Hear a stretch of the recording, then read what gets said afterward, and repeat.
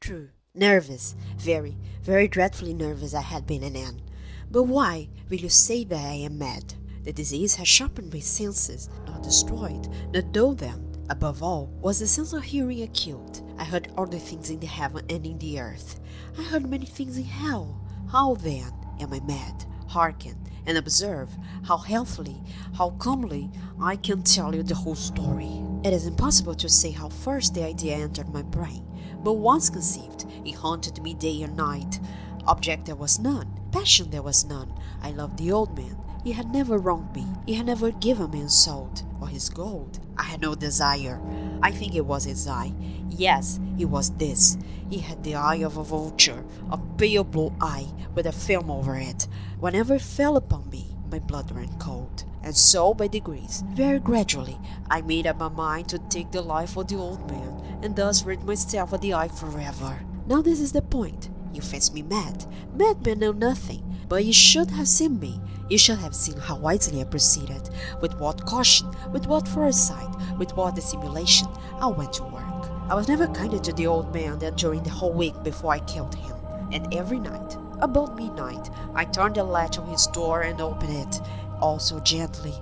And then when I had made an opening sufficient for my head, I put in a dark lantern, all closed, that no light shone out, and then I thrust in my head. Oh, you would have laughed to see how cunningly I thrust it in. I moved it slowly, very, very slowly, so that I might not disturb the old man's sleep. It took me an hour to place my whole head within the opening so far that I could see him lay upon his bed. Would a madman have been so wise as this? And then, when my head was well in the room, I undid the lantern cautiously, also cautiously, for the hinges creaked. I did it just so much that a single thin ray fell upon the vulture eye. And this I did for 7 long nights, every night just at midnight. But I found the eye always closed, and so it was impossible to do the work, for it was not the old man who vexed me, but his evil eye. And every morning, when the day broke, I went boldly into the chamber and spoke courageously to him, calling him by name in a haughty tone and inquiring how he had passed the night. So you see, he would have been a very profound man indeed. Just suspect that every night, just at 12, I looked in upon him while he slept. Upon the 8th night, I was more than usually cautious in opening the door. I watched his minute hand moves more quickly than did mine. Never before the night had I felt the extent of my own powers, of my sagacity.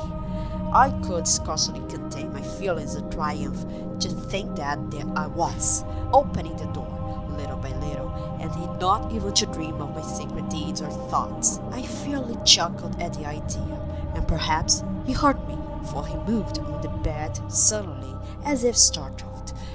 Now you may think that I drew back, but no. His room was black as pitch with the thick darkness, for the shutters were closed fastened through fear of robbers, and so I knew that he could not see the opening of the door, and I kept pushing it on steadily.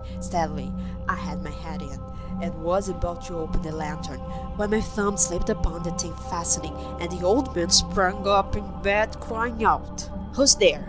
I kept quite still, and said nothing. For a whole hour I did not move a muscle, and in the meantime I did not hear him lie down. He was still sitting up in the bed listening, just as I had done, night after night, hearkening to the death watches in the wall. Presently I heard a slight groan, and I knew it was a groan of mortal terror. It was not a groan of pain or of grief. Oh no, it was the low, stifled sound that arises from the bottom of the soul when overcharged with awe. I knew this sound very well. Many a night, just at midnight, when all the world slept, it has welled up from my own bosom, deepening with its dreadful echo the terrors that distracted me. I say, I knew it well. I knew what the old man felt, and pitied him, although I chuckled at heart. I knew that he had been lying awake ever since the first slight noise, when he had turned in the bed. His fears had been ever since growing upon him. He had been trying to fancy them causeless, but could not. He had been saying to himself, "It is nothing but the wind in the chimney. It is only a mouse crossing the floor, or it is merely a cricket which has made a single chirp." Yes, he had been trying to comfort himself with these suppositions, but he had found all in vain, because death, in approaching him, had stalked with his black shadow before him and enveloped the victim. And it was the mournful influence of the unperceived shadow that caused him to feel, although he neither saw nor heard, to feel the presence of my head within the room. When I had waited a long time, very patiently, without hearing him lie down, I resolved to open a very, very little crevice in the lantern. So I opened it. You cannot imagine how stealthily, until at length a simple dim ray, like the thread of the spider, shot from out the crevice and fell full upon the vulture eye. It was open, wide open, and I grew furious as I gazed upon him. I saw it with perfect distinctness, all a dull blue with a hideous veil over it that chilled the very marrow in my bones. But I could see nothing else of the old man's face or person, for I had directed the ray, as if by instinct, precisely upon the damned spot. And have I not told you that what you mistake for madness is but over acuteness of the sense? Now I say, there came to my ears a low, dull, quick sound, such as a watch makes when enveloped in cotton. I knew that sound well, too. It was the beating of the old man's heart. It increased my fury, as the beating of a drum stimulates the soldiers into courage. But even yet I refrained and kept still. I scarcely breathed. I held the lantern motionless. I tried how steadily I could maintain the ray upon the eve. Meantime the hellish tattoo of the heart increased. It grew quicker and quicker, and louder every instant. The old man's terror must have been extreme. It grew louder, I say, louder every moment. Do you mark me well? I have told you that I am nervous. So I am. And now, at the dead hour of the night, amid the dreadful silence of that old house, so strange a noise as this excited me to uncontrollable terror. Yet, for some minutes longer, I refrained and stood still. But the beating grew louder. I thought the heart must burst. And now a new anxiety seized me. The sound would be heard by a neighbor. The old man's hour had come. With a loud yell, I threw open the lantern and leaped into the room. He shrieked once only. In an instant I dragged him to the floor and pulled the heavy bed over him.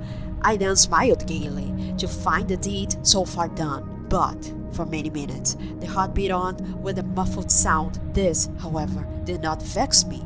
It would not be heard through the wall. At length it ceased. The old man was dead. I removed the bed and examined the corpse. Yes, he was stone dead.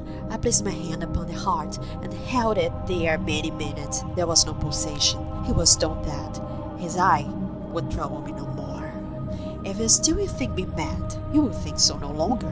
When I describe the wise precautions I took for the concealment of the body, the night waned and I worked hastily but in silence. First of all, I dismembered the corpse. I cut off the head and the arms and the legs, and I then took up 3 planks from the flooring of the chamber and deposited all between the scantlings. I then replaced the board so cleverly, so cunningly, that no human eye, not even his, could have detected anything wrong. There was nothing to wash out, no stain of any kind, no blood spot whatever. I had been too wary for that. A tub had caught all. When I had made an end of these labors, it was 4 o'clock, still dark as midnight. As the bell sounded the hour, there came a knocking at the street door. I went out to open it with a light heart. For what had I now to fear? There entered 3 men, who introduced themselves with perfect suavity as officers of the police. A shriek had been heard by a neighbor during the night. Suspicion of foul play had been aroused. Information had been lodged at the police office, and they, the officers, had been deputed to search the premises. I smiled. For what had I to fear? I bade the gentleman welcome. The shriek, I said, was my own in a dream. The old man I mentioned was absent in the country. I took my visitors all over the house. I bade them search well. I led them, at length, to his chamber. I showed them his treasures secure, undisturbed. In the enthusiasm of my confidence, I brought chairs into the room and desired them here to rest from their fatigues, while I myself and the wild audacity of my perfect triumph placed my own seat upon the very spot beneath which reposed the corpse of the victim. The officers were satisfied. My manner had convinced them. I was singularly at ease. They sat, and while I answered cheerily, they chatted of familiar things, but ere long. I felt myself getting pale and wished them gone. My head ached, and I fancied a ringing in my ears. But still they sat and still chatted. The ringing became more distinct. It continued and became more distinct.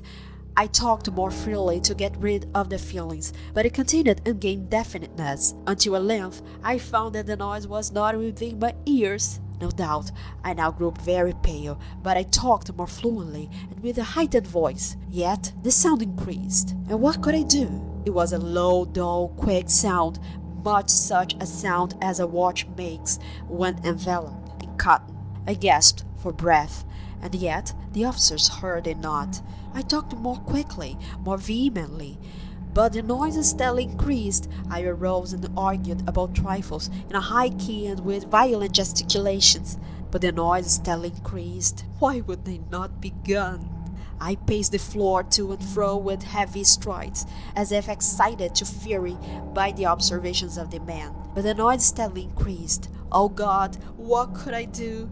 I foamed, I raved, I swore. I swung the chair upon which I had been sitting, and grated it upon the boards, but the noise arose over all and continually increased. It grew louder, louder, louder, and still the man chatted pleasantly and smiled. Was it possible they heard not? Almighty God! No, no, they heard. They suspected.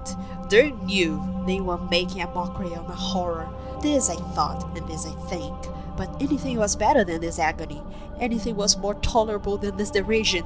I could bear those hypocritical smiles no longer. I felt that I must scream or die. And now, again, hark! Louder, louder, louder, louder! Villains! I shrieked. Dissemble no more. I admit the deed. Tear up the planks. Here, here! It is the beating of his hideous heart.